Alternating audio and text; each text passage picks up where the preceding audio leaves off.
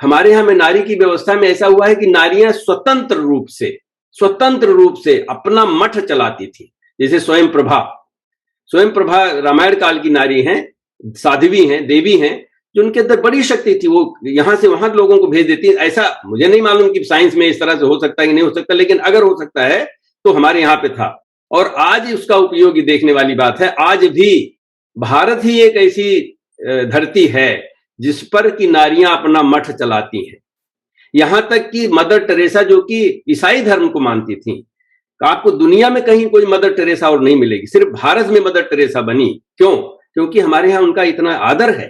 तो यहाँ पे दूसरे धर्म के लोग भी अगर नारियां कुछ अपना चलाना चाहती हैं तो चला सकती हैं। बाकी तो आप लोग जानते हैं, तस्वीर देख रही हैं, अम्मा जी की तस्वीर सारी दुनिया में बड़ी प्रसिद्ध हैं और सारी दुनिया के लोग उनको मानते हैं। सारी उसी तरह से सिस्टर शिवानी भी हैं, रितंबरा जी हैं, ये सब लोग अपने मठ चलाते हैं। ऐसे ये एकदम अनोखा है और जगह पे कहीं होता ही नहीं सारे संसार में। नारियों का इतना ज्यादा मान है, लेकिन उनको काम करना पड़ेगा, ऐसा नहीं अपने आप नहीं होता। हमारे यहाँ हर चीज को उस दृष्टि से देखा गया। कैकेयी भी है और कैकसी भी है। कैकेयी का जो गुण आप लोग सारे लोग जानते हैं, हम बताने की जरूरत नहीं। कैकसी जो है वो थोड़ा सा हो सकता है ज्यादा तो लोग नहीं जानते हैं। कैकसी जो है वो सुमाली की पुत्री थी।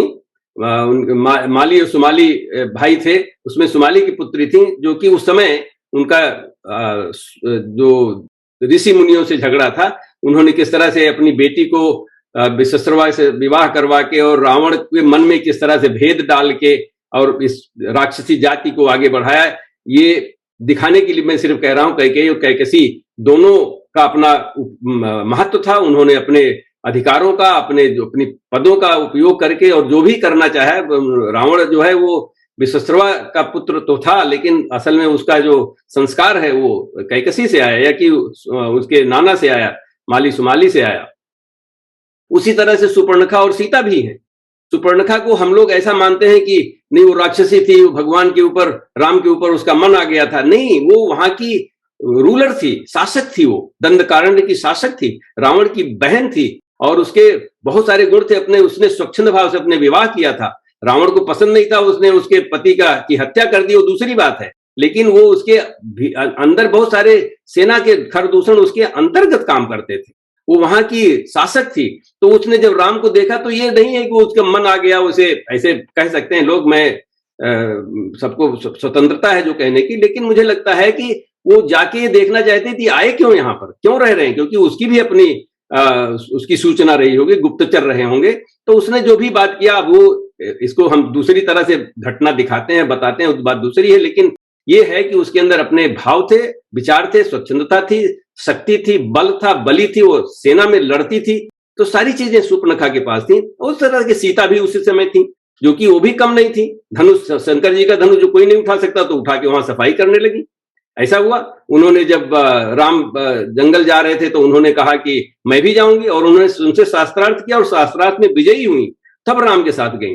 वो रावण को जब आया उनसे भिक्षा मांगने, तो उनको पता था ये छली है, लेकिन वो नहीं चाहते थे कि दशरथ की पुत्र बहू के यहाँ कोई मांगने आता है कोई चीज तो हम उसको ना दें, इसलिए उन्होंने दिया और उसको उन्होंने लक्ष्मण रेखा पार किया। इस तरह से कई दिखाए जा सकते हैं। दोनों आप अपने में एक तरह से बहुत ही बलवती थी, विचारों से, शरीर से और भाव से, कर्तव्यों से। तो दोनों तरह की चीजें हमको देखना चाहिए। नारियों के अंदर था, हमारे यहाँ पे था, जिसको जो मानना है वो मान ले। तो सीता जी का मैं ये दिखा रहा था कि सीता जी ने अपने पति से, ये वाल्मीकि रामायण की बात है, उन्होंने पति से अपने पूरी तरह से संवाद किया, और उनकी सास जो थी वो उसकी रेफरी थी, और उन्होंने अंत में ये कहा कि सीता सही कह रही है। सीता का सारा काम जो है वो अपने पति के साथ जाने में ही है।